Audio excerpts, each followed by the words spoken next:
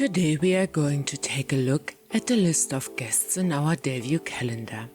We can access the form directly when we click on the second icon of the menu, the calendar, and the tab List of Guests. The form can display up to 31 nights and shows us all guests of the selected period. In the row labeled Free Total, we see the number of free beds or rooms in the house depending on our settings. The match code, the name of the guests, and further information can be found in the left column. In front of the guest data, we see the ID of the type of reservation.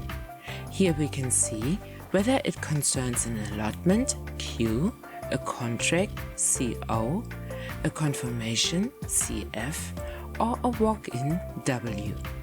A type of reservation also defines the order of our list.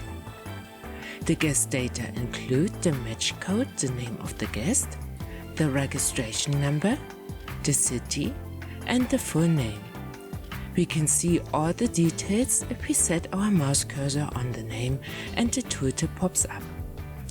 Those guests who have not been built up to today are marked with a pink background, and all guests who have already been built up to today are marked with a gray background.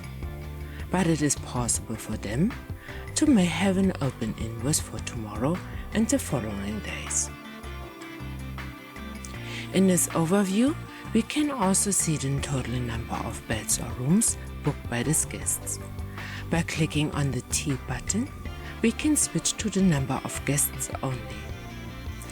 The fields are marked with the different colors according to the type of guest type or type of reservation. By clicking on the first column with the guest data, we can call up his or her reservation.